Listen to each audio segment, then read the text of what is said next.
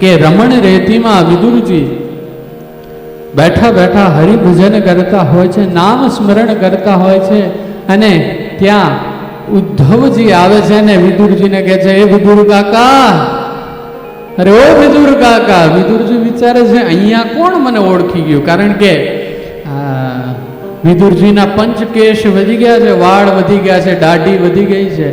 કોઈ ઓળખે નહીં ને એટલે એમણે પોતાના પંચકેશ વધાર્યા છે. કેમ તો કે ઓળખી જશે તો પાછા કહેશે કે યુદ્ધમાં આમ થયું ને તેમ થયું ને. હે, બે વૈષ્ણવો મળ્યા છે. જો વિદુરજીનો પ્રથમ પ્રશ્ન છે કે મારો નાથ કેમ છે. ઉદ્ધવજીને નથી પૂછ્યું તમે કેમ છો. હે, અને જ્યાં વિદુરજી આ પ્રશ્ન કરે છે, ઉદ્ધવજીની આંખોમાંથી દડ દડ આંસુ વહેવા લાગે છે કે ભગવાન તો અંતર ધ્યાન થયા, એ તો સ્વધામ ગયા, પણ મને એવી આજ્ઞા આપી, મને ભાગવત ગ્રંથ આપ્યો અને કીધું કે જાઓ બદ્રિકાશ્રમમાં જઈ ઉદ્ધવ સંપ્રદાયની સ્થાપના કરો, અમે નિત્ય ભાગવતજીમાં વાસ કરીશું અક્ષર સ્વરૂપે. અને મને બીજી આજ્ઞા કરી કે રમણ રેતીમાં આપને વિદુરજી મળશે, એમને મૈત્રેય મુનિને ત્યાં મોકલી આપજો. માટે હે વિદુર કાકા, આપે મૈત્રેય મુનિને ત્યાં જવાનું છે, એવી ઠાકુરજીની આજ્ઞા છે. અને બંને વૈષ્ણવ છૂટા પડે છે.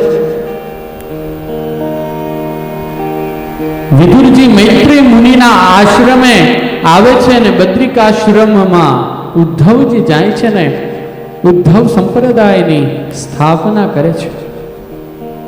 ભાગવતજીમાં વર્ણન છે કે મૈત્રેય મુનિનો આશ્રમ ગંગાજીના કિનારે છે ને એવો રમણીય આશ્રમ છે, એવું સુંદર પર્ણકુટીઓ ને બધું મૈત્રેય મુનિએ બનાવ્યું છે.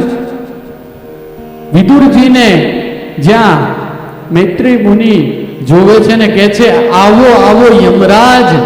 વિદુરજી વિચારે છે કે મને યમરાજ. અને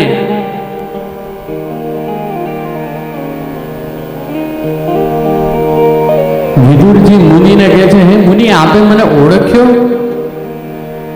મૈત્રેય મુનિ કહે છે હા. અને એક કથા કહે છે કે એક વાર એક રાજાના મહેલમાં ચોરી કરીને ચોર ભાગ્યા, અને ભાગતા ભાગતા ચોરને એમ થયું કે હમણાં હું પકડાઈ જઈશ.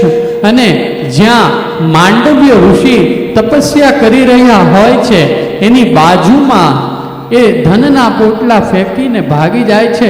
સૈનિકો આવે છે ને જોવે છે કે માંડવ્ય ઋષિની બાજુમાં ધનના પોટલા પડ્યા છે. પોતે વિચારે છે કે અમારાથી બચવા માટે આ ઢોંગ કરે છે, અને ઋષિને પકડી રાજમહેલમાં રહી જાય છે. રાજા કહે છે મારે એનું મુખ પણ નથી જોવું, જાઓ એને સૂડી પર ચડાવી દો. ઋષિને સૂડી ઉપર જ્યાં ચડાવવા જાય છે, સૂડો ઋષિને અડતો નથી. અને આ જોઈ સૈનિકો ગભરાય છે, બી જાય છે. આવીને રાજાને વાત કરે છે. રાજા સમજી જાય છે કે મારાથી કોઈક મહાપુરુષનો અપરાધ થયો છે. તરત રાજા આવીને ઋષિની માફી માંગે છે, એના ચરણોમાં પડે છે. ઋષિ કહે છે આમાં તારો કાંઈ વાંક નથી. અને તરત પોતે અંતર ધ્યાન થઈ યમલોકમાં આવે છે ને યમરાજને કહે છે કે ભાઈ મને આ કયા કર્મની સજા મળી? યમરાજ ચિત્રગુપ્તને કહે છે કે ભાઈ ખોલો ચોપડા, રજિસ્ટર હોય તમારા કર્મના